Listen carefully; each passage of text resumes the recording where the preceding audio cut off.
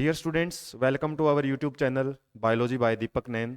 और जैसा कि आप जानते हैं कि हमने जो एमसीक्यू सीरीज स्टार्ट की हुई है, जिसमें हम हर चैप्टर से 3 पार्ट के अंदर जो एमसीक्यू है वो स्टडी करते हैं। जिसमें जो फर्स्ट पार्ट रहता है वो फर्स्ट से 15 क्वेश्चन स्टडी किए जाते हैं, सेकंड में 16 to 30 क्वेश्चन रहते हैं, और थर्ड पार्ट में हम 31 से 45 क्वेश्चन स्टडी करते हैं। और आज का जो हमारा टॉपिक ऑफ डिस्कशन है वो से जो पार्ट सेकंड है, इसका फर्स्ट पार्ट हम डिस्कस कर चुके हैं और उसका लिंक आपके डिस्क्रिप्शन बॉक्स में, इस वीडियो के डिस्क्रिप्शन बॉक्स में प्रोवाइड किया जा चुका है। और साथ में चैप्टर से रिलेटेड जो भी नोट्स हैं पीडीएफ फॉर्मेट में, वो भी आपको डिस्क्रिप्शन बॉक्स में दे दिए जाते हैं। तो आज का हमारा जो सेकंड पार्ट रहेगा रिप्रोडक्टिव हेल्थ में, इसमें हमने क्या करने हैं, क्वेश्चन नंबर 16 to 30 है वो डिस्कस करने हैं। और ये चैप्टर न्यू एनसीईआरटी में थर्ड है, जबकि ओल्ड एनसीईआरटी में या फिर ओल्ड सिलेबस के हिसाब से देखा जाए चैप्टर फोर्थ रहेगा। तो हम स्टार्ट कर लेते हैं। आज का जो क्वेश्चन नंबर वैसे फर्स्ट है, ओवरऑल देखा जाए ये 16 नंबर क्वेश्चन है जो हम स्टडी कर रहे हैं। इसमें हमसे पूछा हुआ है which of the following is not copper releasing IUD. IUD का आपको पहले पता होना चाहिए। I means intra, U means uterine और D means device. Intra uterine device, और ये कुछ ऐसे डिवाइसेस होते हैं जिनको यूट्रस के अंदर, वोम के अंदर इम्प्लांट किया जाता है। Intra means with in, with in, और इंटर मीन्स बिटवीन। इंटर जब भी आपको वर्ड मिल जाता है तो उसका मतलब रहता है बिटवीन। तो यहाँ पे इंट्रा वर्ड यूज किया हुआ है। Intra uterine device means uterus के अंदर कुछ ऐसी डिवाइस इम्प्लांट की जाती हैं जो आईयूडीज के अंदर आती हैं और बर्थ कंट्रोल करती हैं। एक प्रकार की कॉन्ट्रासेप्टिव मेथड्स होती हैं, या फिर हम बोल सकते हैं बर्थ कंट्रोल मेथड। और इसमें आपसे पूछा हुआ है कॉपर रिलीजिंग कौन सी आईयूडीज में नहीं है। तो इनमें जो एलएनजी एंड प्रोजेस्ट्रेट, प्रोजेस्ट्रेट ये कैसी होती हैं, हार्मोन रिलीजिंग आईयूडी होती है। हार्मोन रिलीजिंग, ये हार्मोन्स रिलीज करती हैं, रिलीजिंग आईयूडीज। ये एग्जांपल आपको याद रखने होते हैं, डायरेक्ट क्वेश्चन बनते हैं इनमें से। जबकि जो लिप्स लूप है, कॉपर टी है और कॉपर 7, ये आपकी क्या रहती हैं, कॉपर रिलीजिंग आईयूडी होती हैं। तो यहाँ पे हमारा आंसर है वो LNG20 रह जाता है, क्योंकि इसमें नोट पूछा हुआ है। और कॉपर रिलीजिंग आईयूडी क्या करती हैं, इसमें से कॉपर आयंस रिलीज होते हैं, और कॉपर आयंस जो रिलीज होंगे वो क्या करते हैं, स्पर्म की जो मोटिलिटी होती है, स्पर्म की जो मूव करने की जो स्पीड है, उसकी स्पीड को या फिर उसकी मोटिलिटी को क्या करते हैं, रोकते हैं, स्टॉप करते हैं, इनहिबिट करते हैं, ये हम बोल सकते हैं। तो हमारा आंसर रहेगा वो ए रहेगा इसका। उसके बाद हम आगे बढ़ते हैं, fixing up blastocyst in wall of uterus. से पहले यदि आपने जो चैप्टर, इससे प्रीवियस चैप्टर ह्यूमन रिप्रोडक्शन से ही लिया हुआ क्वेश्चन है, हालांकि ये इसमें क्या रहता है, ब्लास्टोसिस्ट एक स्टेज होती है जब जाइगोट डेवलपमेंट होती है या फिर इम्ब्रियोजेनेसिस होती है। तो जाइगोट से मोरूला बनता है, मोरूला से ब्लास्टुला बनता है, ब्लास्टुला, और ब्लास्टुला में एक ऐसी स्टेज आती है जिसको हम ब्लास्टोसिस्ट बोलते हैं। और ब्लास्टोसिस्ट जब आती है तो वो क्या करती है, यूट्रस की जो वाल होती है, यूट्रस वाल उसके साथ क्या करती है, वो जुड़ती है, ब्लास्टोसिस्ट स्टेज। और इस प्रोसेस को हम क्या बोलते हैं, implantation. Fertilisation fusion of gametes रहता है। प्लेसेंटेशन अरेंजमेंट ऑफ ओव्यूल्स, ये 11th क्लास में आता है। Placentation, different type of placentation होते हैं। ओवरी के अंदर ओव्यूल्स का अरेंजमेंट कैसे रहता है, उससे रिलेटेड होता है प्लेसेंटेशन। और प्रेगनेंसन, हालांकि ये कोई ऐसा वर्ड एनसीईआरटी में नहीं मिलता है। तो हमारा जो इम्प्लांटेशन है वो आंसर यहाँ पे रहेगा। उसके बाद next, what is the correct surgical method for preventing pregnancy in which vas difference is cut। Surgical method of contraception में हम मेनली दो मेथड पढ़ते हैं। एक होती है वैसक्टोमी, वैसक्टोमी, वैसक्टोमी, और एक होती है ट्यूबेक्टोमी। वैसक्टोमी में जैसे नाम से पता लगता है हमको, वास डिफरेंस, जो कि एक मेल एसेसरी डक्ट होती है, जो कि क्या करती है, स्पर्म को मूव करवाने का काम करती है, यूट्रस से यूरिथ्रा तक लेके आती है। तो वासेक्टोमी में वास डिफरेंस को कट किया जाता है और उसको टाई कर दिया जाता है। जबकि ट्यूबेक्टोमी किससे आया है, फेलोपियन ट्यूब से नाम आया है, फेलोपियन ट्यूब, जिसके अंदर फेलोपियन ट्यूब को कट करके टाई कर दिया जाता है। फेलोपियन ट्यूब क्या करती है, ओवम को रिसीव करती है ओवरी से और उसको यूट्रस तक लेके आती है। तो फैलोपियन ट्यूब को कट एंड टाई करेंगे तो उसको हम ट्यूबेक्टोमी बोलते हैं। तो यहाँ पे हमारा आंसर है वो ए रहेगा। हालांकि ऐसे कुछ वर्ड हैं वो मिलते नहीं हैं। इसके अलावा ये दो ही टाइप आपको याद रखने हैं इसके अंदर सर्जिकल मेथड में।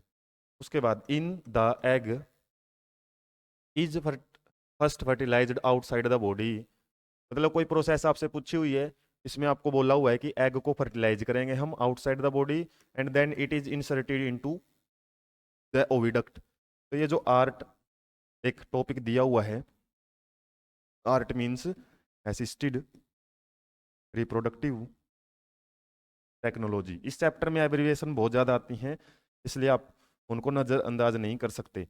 और इसमें भी एब्रीविएशन ही आई हुई हैं इस ऑप्शन में भी। तो इसके अंदर काफ़ी सारी हम टेक्निक पढ़ते हैं जिसमें क्या किया जाता है, जो इनफर्टिलिटी है, इनफर्टिलिटी मीन्स जो इनकैपेबिलिटी है कपल्स की यंग वंस को प्रोड्यूस करने की, वो कैपेबल नहीं होते हैं यंग वंस प्रोड्यूस करने के, तो उसको ट्रीट किया जाता है इन मेथड्स के द्वारा। तो कुछ ऐसी टेक्निक इसमें यूज की जाती हैं जैसे जिप्ट है। जिप्ट में क्या रहता है, इसकी फुल फॉर्म रहती है zygote intra fallopian transfer. Zygote को ट्रांसफर किया जाता है फैलोपियन ट्यूब में। और इसमें आपसे पूछा गया है first fertilised outside the body and inserted into oviduct. Oviduct mean fallopian tube. हालांकि हमारा आंसर यही ठीक हो जाता है। उसके अलावा इसकी फुल फॉर्म भी देख लेते हैं तो ये आने वाले क्वेश्चन हमारे सोल्व करवा दे। जैसे मतलब होता है इटोप्लाज्मिक स्पर्म का मतलब रहता है ये, जब हम ओवम के अंदर एक माइक्रो इंजेक्शन से क्या करते हैं, स्पर्म को इंजेक्ट करते हैं, उसको बोला जाता है ITSI। IVF क्या होता है, इसी का दूसरा नाम है test tube baby. Test tube baby, इसके अंदर हम क्या करते हैं, फर्टिलाइजेशन को बॉडी से बाहर लैब में है वो क्या किया जाता है, कैरी आउट किया जाता है फर्टिलाइजेशन को। और कुछ डेवलपमेंट के बाद क्या किया जाता है, फिर उसको मदर वोम में ट्रांसफर किया जाता है। गिफ्ट, ये है गिफ्ट, ये जिप्ट था, ये गिफ्ट है। गिफ्ट में क्या किया जाता है, गैमेट इंट्रायन ट्रांसफर। इसमें हम गैमेट ट्रांसफर करते हैं, जैसे स्पर्म ट्रांसफर कर दिया या फिर ओवम ट्रांसफर कर दिया, क्योंकि कई बार ओवम की भी जरूरत रहती है ट्रांसफर करने के लिए। फीमेल के अंदर ओवम प्रोड्यूस नहीं हो पाता है, उस केस में किसी डोनर से ओवम है वो लिया जाता है और फीमेल के ओविडक्ट में ट्रांसफर करते हैं या फिर फैलोपियन ट्यूब में ट्रांसफर करते हैं। जब हम गैमेट करते हैं, स्पर्म या फिर ओवम को फैलोपियन ट्यूब में छोड़ देते हैं, उसको बोला जाता है गिफ्ट। और जिप्ट के अंदर जाइगोट भेजा जाता है। तो ये आपको हर एक फॉर्म है वो याद रहेगी, तभी हो सकता है आप उससे जुड़े और भी क्वेश्चन सोल्व कर पाओ। Emergency contraceptives are effective used in. Emergency contraceptives क्या होती हैं, जो अनप्रोटेक्टेड इंटरकोर्स के बाद ली जाती हैं। लेकिन ये जो कॉन्सेप्शन के केस में, डाउट के केस में क्या है, इमरजेंसी कॉन्ट्रासेप्टिव ली जाती हैं। और ये कब तक इफेक्टिव रहती हैं, coitus means intercourse, intercourse means mating. तो ये लगभग 72 आवर्स तक ही इफेक्टिव होती हैं इंटरकोर्स के। ओव्यूलेशन का कोई रोल नहीं है ओव्यूलेशन के 72 आवर्स तक। तो क्या है, पहले तो फर्टिलाइजेशन होगी तभी क्या है, बर्थ कंट्रोल को रोका जाएगा। अब यहाँ पे ओव्यूलेशन ही हुआ है, एग ही रिलीज हुआ है, और एग के केस में हम कॉन्ट्रासेप्टिव यूज करें वो कोई लॉजिकल नहीं है। मेंस्ट्रुएशन के टाइम भी जो है कॉन्ट्रासेप्टिव यूज नहीं किए जाते, क्योंकि हार्मोनल इम्बैलेंस होता है। हार्मोनल ये बैलेंस उस टाइम बॉडी के अंदर चल रहा होता है मेंस्ट्रुएशन के टाइम। और उस केस में यदि कोई भी बाहर से टेबलेट वगैरह है या फिर कोई भी चीज़ यदि ड्रग्स के रूप में यूज की जाती हैं, वो साइड इफेक्ट कोज कर सकती हैं।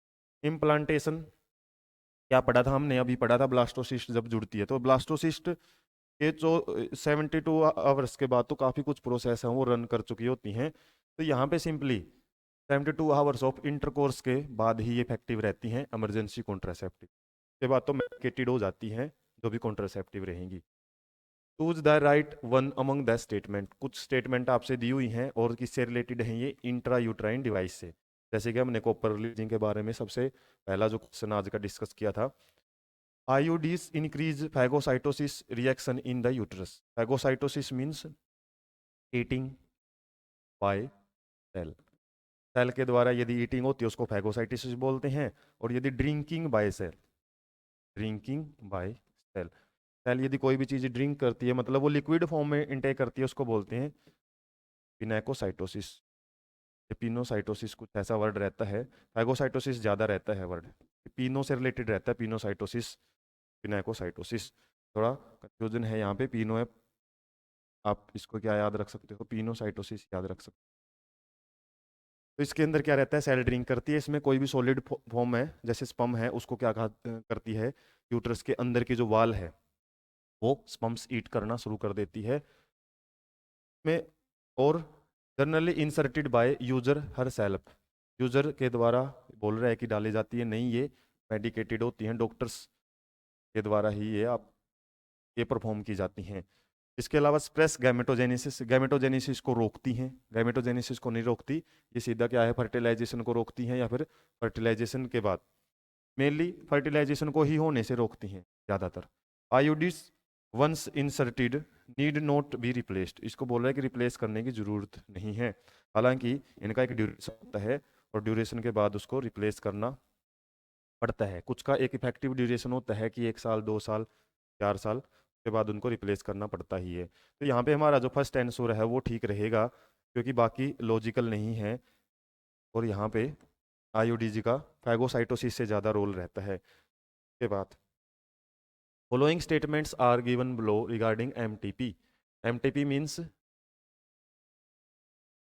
Medical termination of pregnancy.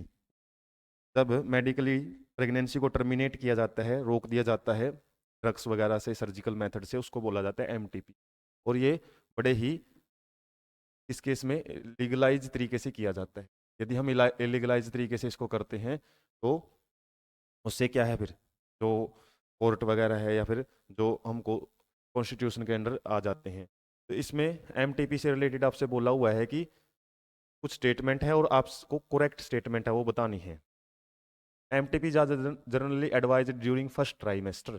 First trimester means first to 3 month तक ही परफॉर्म कर सकते हैं, 4 to 6 मंथ सेकेंड ट्राइमेस्टर होता है, और 7 to 9 मंथ थर्ड ट्राइमेस्टर होता है। तो जो प्रेगनेंसी पीरियड होता है 9 मंथ में, फर्स्ट 3 मंथ है वो फर्स्ट ट्राइमेस्टर, ये सेकंड, और ये थर्ड ट्राइमेस्टर। तो शुरुआती फेज में ही इसको करना सेफ माना जाता है, कि जैसे जैसे आगे जो डेवलपमेंट बढ़ती है फीटस की, तो मदर की बॉडी है वो भी इंक्लूड होना शुरू हो जाती है, मतलब बहुत एक हायर पार्ट का एक हिस्सा, मतलब एक बॉडी का हिस्सा बन जाता है फीटस। और फीटस को यदि हम किल कर रहे हैं उस केस में, तो मदर के अंदर भी काफ़ी कुछ डैमेज है वो देखने को मिल सकता है। तो MTPs are used as contraceptive method.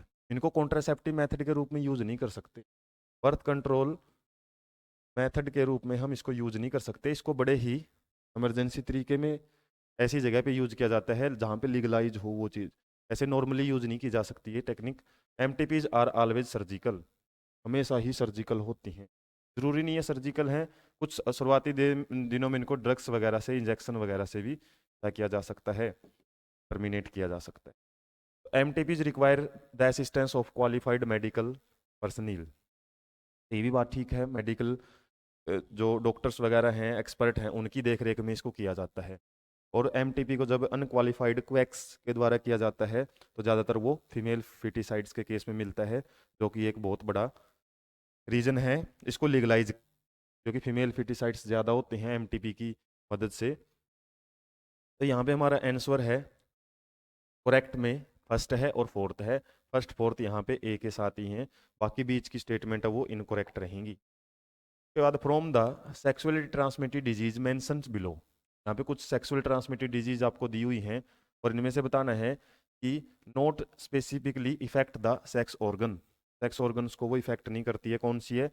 Ads की फुल फॉर्म क्या रहती है, एक्वायर्ड इम्यूनो डेफिशिएंसी सिंड्रोम।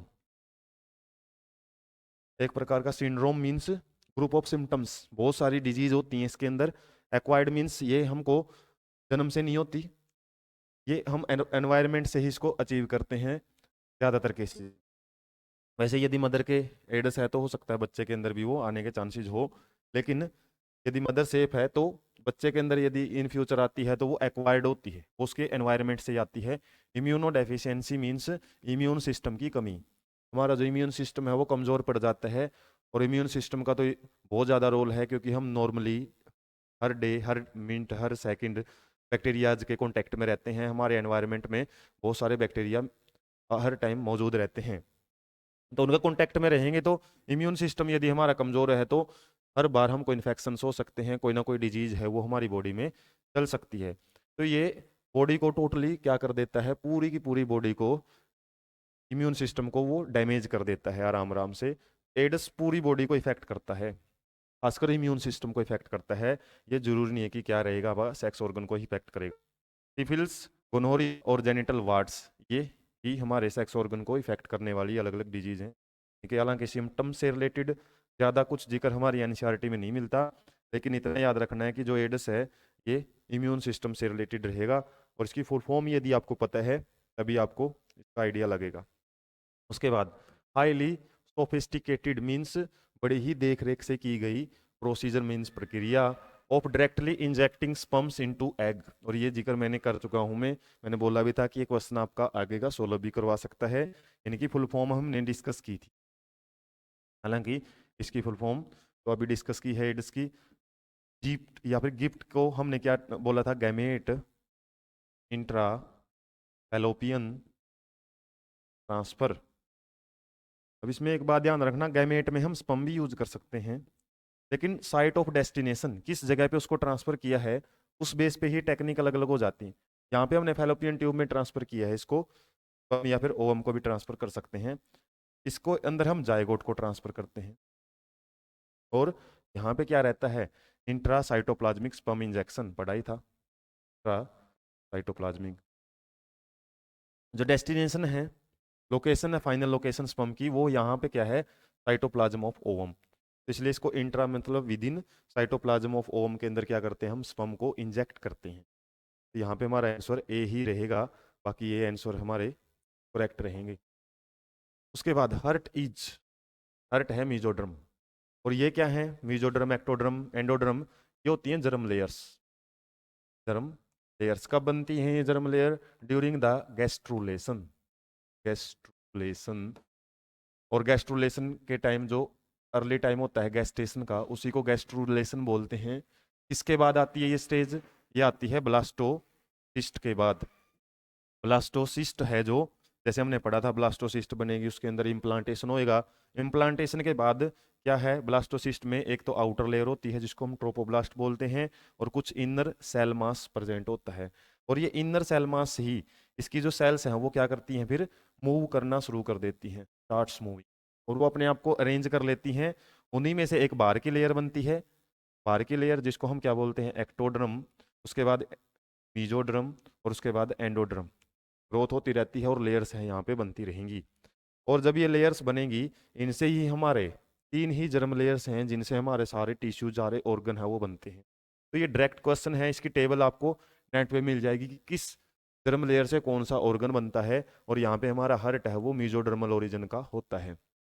इसके अलावा जरूरी नहीं है कि जो बीच के ऑर्गन हैं, जैसे मीजो का मतलब होता है बीच, एक्टो मतलब बाहर, बाहर की जो स्किन है वो एक्टोडर्मली है। तो कई ऑर्गन ऐसे भी हैं जो शरीर के बीचों बीच हैं, लेकिन वो एक्टोडर्मल ओरिजिन के रहते हैं। तो यहाँ पे आपको कुछ मेन मेन इंपॉर्टेंट जो ऑर्गन्स है वो याद रख लेने हैं। जैसे हर्ट है मीजोडर्मल ओरिजिन में आता है, मीजोडर्म से बनता है ये, मीजोडर्म नाम डर्म लेयर से, और ये लगभग फर्स्ट वीक में ही डेवलप हो जाता है लगभग।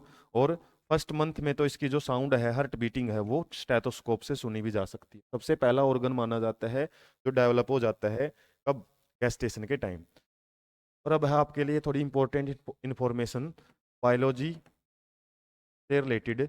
यदि आपको 9th 10th 11th और 12th जितने भी क्लासेज हैं एनसीईआरटी से रिलेटेड, जितना भी आपको कंटेंट, एनसीईआरटी कंटेंट, इसके अंदर एक सिस्टमेटिक वे में अच्छे से और एक ओवरव्यू टाइप में यदि आपको पढ़ना है अच्छे से, इनका जो कंटेंट है पीडीएफ फॉर्मेट के अंदर।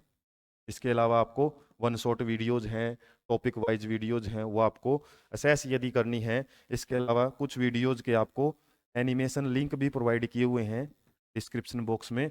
पीडीएफ है, फ्री ऑफ कॉस्ट मिली हुई है।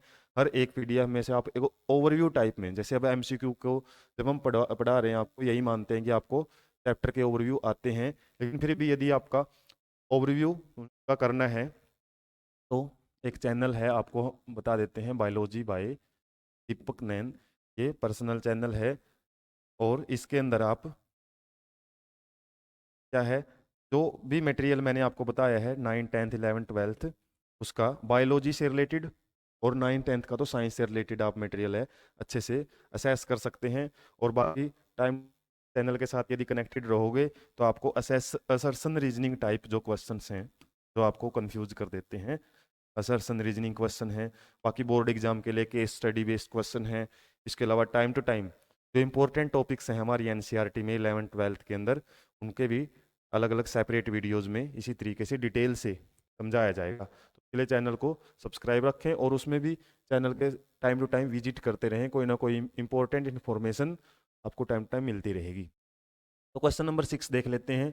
The concept that population tends to increase geometrically while food supply increases arithmetically was put forward। तो ये एक थ्योरी के बारे में आपसे पूछा हुआ है, हालांकि ये इस चैप्टर से रिलेटेड नहीं है। ये आपसे पॉपुलेशन एक्सप्लोजन, पॉपुलेशन एक्सप्लोजन मतलब जनसंख्या विस्फोट, किसी भी ऑर्गेनिज्म की जो पॉपुलेशन है वो एकदम से जब बढ़ती है उसके लिए एक थ्योरी थी। और उसमें क्या बताया था, geometrically means graph wise increase होता है, एकदम से बढ़ती है।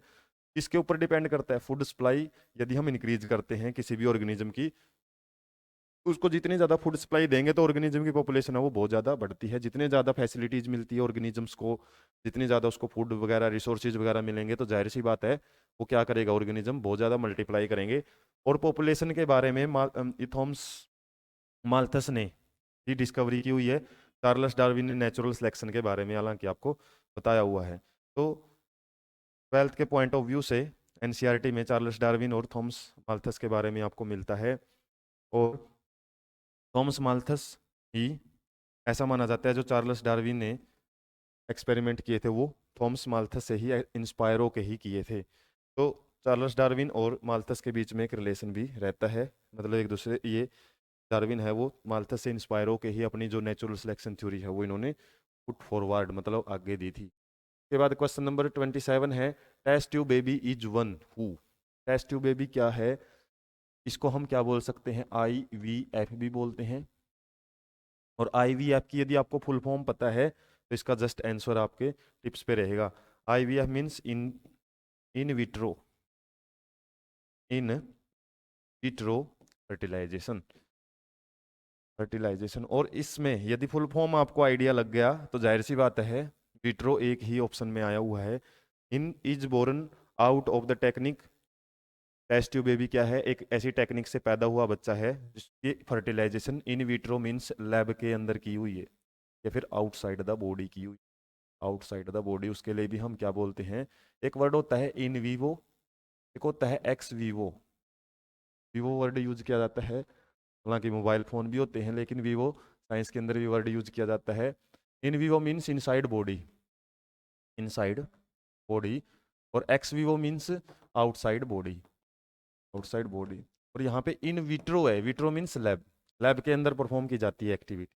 तो बायोलॉजी में सारा खेल टर्मिनोलॉजी का है, यदि आपको टर्म्स अच्छे से क्लियर हैं तो आप उससे जुड़ा हर कॉन्सेप्ट है, हर टाइप का क्वेश्चन है वो कर सकते हो। उसके बाद question number 28, human population growth India.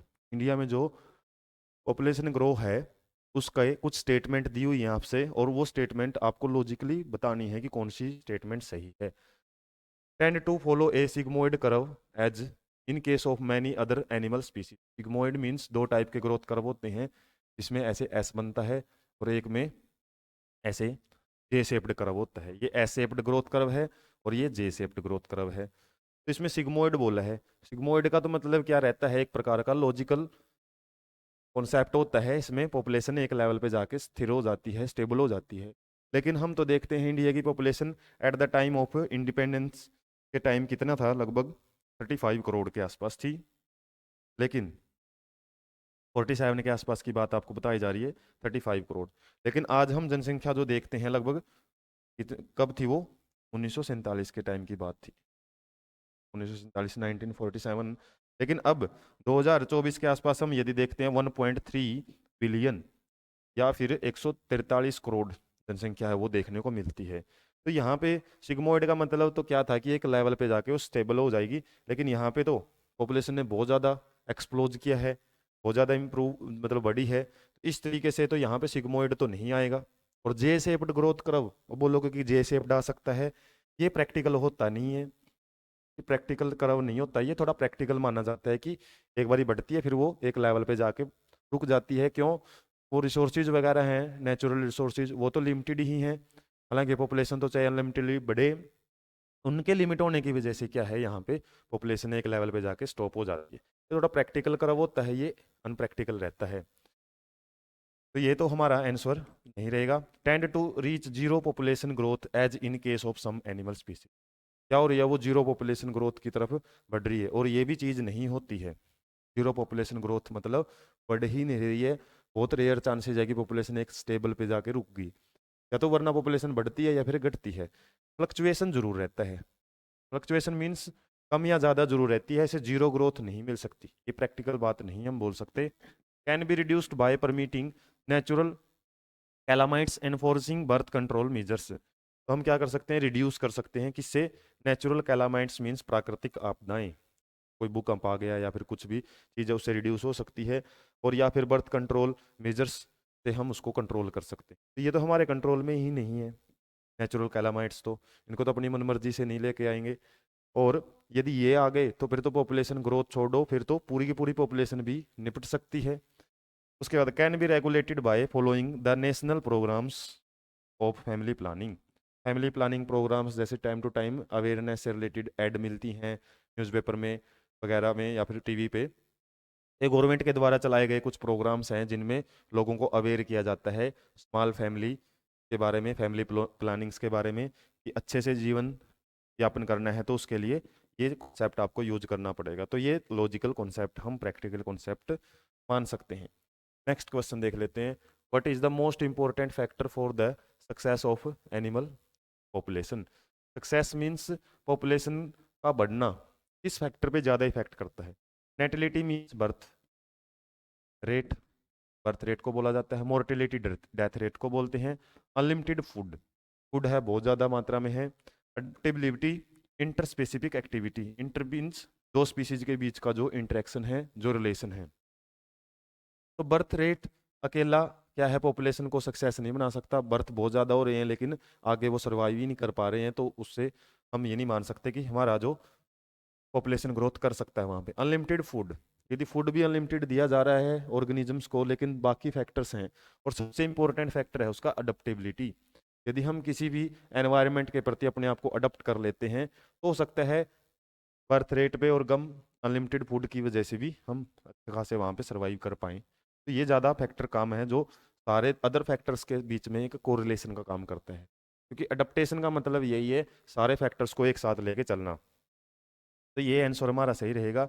बाकी ये तो आपके एक छोटे नॉर्मल बेसिक फैक्टर्स हैं जो अकेले कुछ नहीं कर सकते, जब ये एक दूसरे के साथ कोरिलेट करेंगे तब जाके हम बोल सकते हैं सक्सेस देखने को मिलेगा।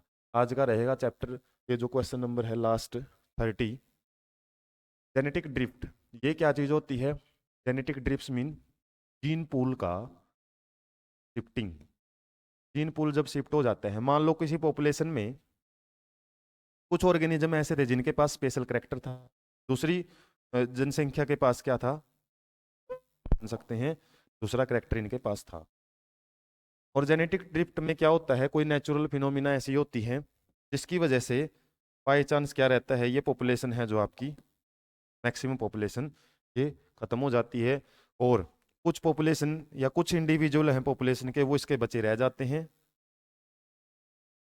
ये पॉपुलेशन बची रह जाती है। और आगे क्या करती है, जब इतने ही साइज की लगभग पॉपुलेशन हमारी बनेगी, इतने साइज की यदि पॉपुलेशन बन रही है तो उसमें इस टाइप के ज़्यादा ऑर्गेनिज्म मिलेंगे, बाकी दूसरे टाइप के जो ऑर्गेनिज्म है वो खत्म हो चुके होंगे। इसका मतलब जो जीन थे या करेक्टर्स थे वो पहले रैंडम थे हर जगह, लेकिन यहाँ पे कुछ ही पार्टिकुलर करेक्टर्स हैं वो बचे रह जाते हैं।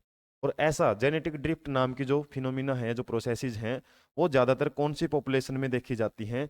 वो ऐसी पॉपुलेशन में हैं जो पहले ही छोटी हैं। यदि बहुत ज़्यादा बड़ी पॉपुलेशन में है तो करेक्टर्स हैं वो बहुत ज़्यादा मात्रा में मिलते हैं, और उस केस में इंडिविजुअल्स के कोई भी किसी प्रोसेस की वजह से यदि पॉपुलेशन का मैक्सिमम पार्ट डैमेज हो जाता है तो चांसेस ये रहते हैं कि वो क्या हो, वहाँ पे दूसरे भी इंडिविजुअल्स हैं वो वहाँ पे सर्वाइव करें और आगे जेनेटिक ड्रिफ्ट है वो कम से कम देखने को मिले। मतलब जेनेटिक ड्रिफ्ट में क्या देखा जाता है, एक पर्टिकुलर करेक्टर्स का डोमिनेंस देखा जाता है जब उसकी पहले वाली पॉपुलेशन है वो खत्म हो जाती है।